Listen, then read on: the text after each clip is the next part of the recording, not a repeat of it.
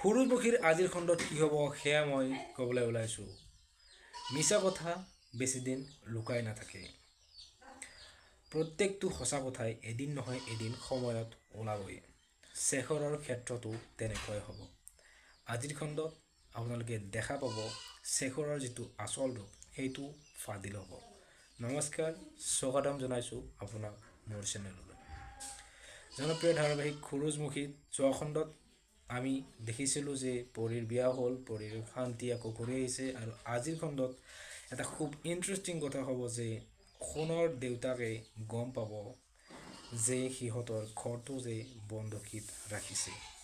দেউতাকে কাগজ পত্ৰবিলাক বিচাৰিব আৰু যিবিলাক ইনকামৰ চ'ৰ্চৰ কাগজ সেই সকলোবোৰ বিচাৰিব, কিন্তু যিটো ফাইল সেই ফাইলটো বিচাৰি নাপাব। আৰু ইফালে ফাইলটো বিচৰা কথাটো কোনে গম পাব আৰু যিটো বন্ধকীত থোৱা কথা সেইটো দেউতাকক কেনেকৈ ক'ব বুলি সি ভাবি থাকিব। আৰু আনফালে শেখৰৰ যিটো আচল ৰূপ সেই আচল ৰূপটো গম পাব পুৱতিয়ে।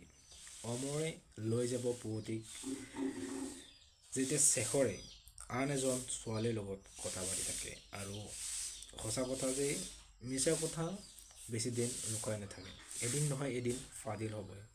ঠিক তেনেকৈ আমিও যদি কাৰোবাক যদি মিছা কথা কওঁ, সেই মিছা কথাটো বেছিদিন লুকাই নাথাকে বা মিছা কথা বেছিদিন লুকাই ৰাখিব নোৱাৰি।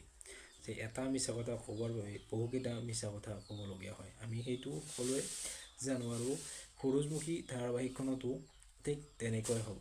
আমি আজিৰ খণ্ডত দেখা পাওঁ যে পুৱতিয়ে গম পাব শেখৰৰ আচল ৰূপ আৰু পুৱতিৰ যিটো জীৱন।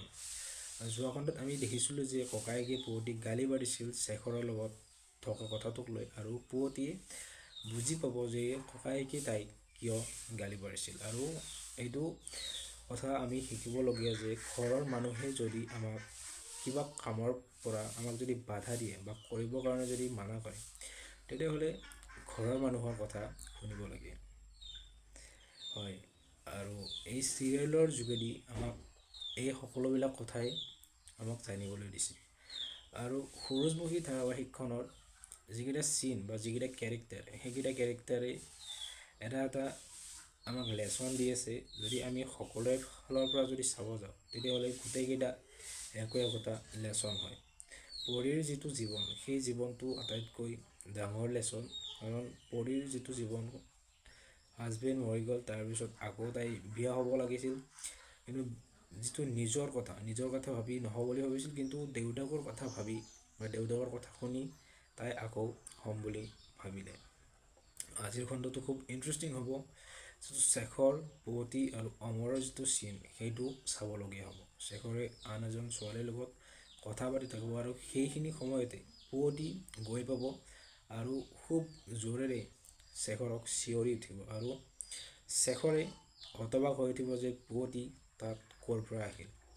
আৰু পুৱতিৰ যিটো জীৱন সেইটো ৰিভাইভ হ'ব। কিন্তু আনফালে যিটো সোণহঁতৰ ঘৰৰ যিটো কথা, সোণৰ ভায়েকে যিটো ইঞ্চুৰেঞ্চৰ কাৰণে যিটো টকা ইনকাম কৰাৰ কাৰণে ঘৰটো বন্ধকীত থৈছিল, সেই কথাটো দেউতাকে গম পোৱা নাছিল। কিন্তু আজিৰ খণ্ডত আমি গম পাম যে দেউতাকৰ পৰা যিটো কথা লুকাই ৰাখিছিল ইমান দিনে, সেইটো কথা এতিয়া লাহে লাহে ফাদিল হ'ব ধৰিছে।